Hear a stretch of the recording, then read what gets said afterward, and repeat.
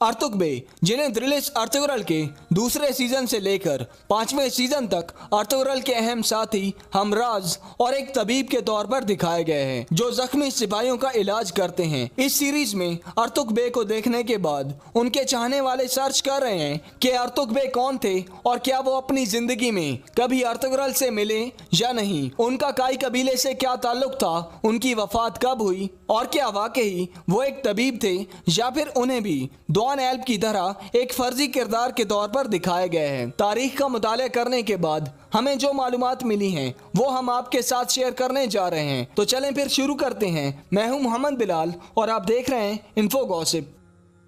अर्तुग बे का पूरा नाम ज़हीरुद्दीन दौला अर्तुग था, जो सल्जोक सल्तनत के बहुत अहम कमांडर थे जिन्होंने सल्जोक सल्तनत के मातहत बहुत सी जंगें लड़ी। लेकिन थ्रिलिस अर्तुगरल में अर्तुग बे को एक तबीब के तौर पर दिखाया गया है। मौरिख लिखते हैं कि 1074 ईस्वी में अर्तुग बे ने जर्रामिक नामी वादी पर कब्जा किया जो बगावत का गढ़ बन गई थी। अर्तुग बे ने सल्जोक सल्तनत के फौजी कमांडर की हैसियत से मास्करेट की जंग लड़ी और एनातोलिया की फतह में अहम किरदार अदा किया। एनातोलिया की फतह के बाद अर्तुग बे का अगला मिशन मरवानियों को पकड़कर उनके कब्जे में आने वाले इलाके को छुड़ाना था।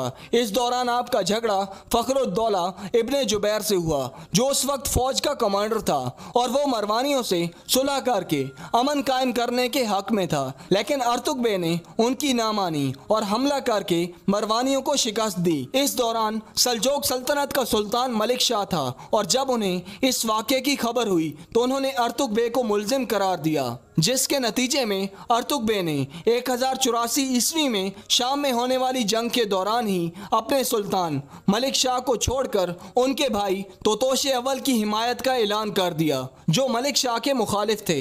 1086 ईस्वी में रोम के सुल्तान और तोतोशे अव्वल के दरमियान जंग हुई जिसमें अर्तुग बे तोतोश की जानिब से इंतहाई बहादुरी से लड़े और तोतोश की फतह में अहम किरदार अदा किया। तोतोशे अव्वल ने इस फतह के बाद अर्तुग बे को यरूशलेम का गवर्नर मुकर्रर किया, जिसके बाद अर्तुग बे जब तक जिंदा रहे वो यरूशलेम के गवर्नर रहे और उनके बारे में ये कहा जाता है कि वो अपना ज्यादातर वक्त मस्जिद अक्सा में गुजारते थे जहां पर आप सल्लल्लाहु अलैहि वसल्लम ने तमाम अंबियाए कराम की इमामत कराई थी। अर्तुग बे की वफात यरूशलेम में हुई और उनका मकबरा भी यरूशलेम में बनाया गया है। अर्तुग बे ने बहुत सी जंगें लड़ी और फतुहात हासिल की, लेकिन वो कभी भी अपनी जिंदगी में अर्तुगरल गाजी से नहीं मिले। थ्रिलिस अर्तुगरल में अर्तुग बे के किरदार को शामिल करने का मकसद उनको खराजे तहसीन पेश करना और ये बताना था कि तुर्की कभी भी अपने असलाफ और उनके कारनामों को नहीं भूलते।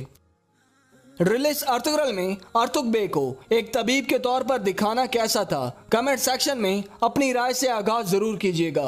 वीडियो अच्छा लगा है तो लाइक एंड शेयर कर दें। फिर मिलते हैं आपसे अगली वीडियो में एक डिफरेंट टॉपिक के साथ। अभी के लिए thanks a lot and Allah Hafiz.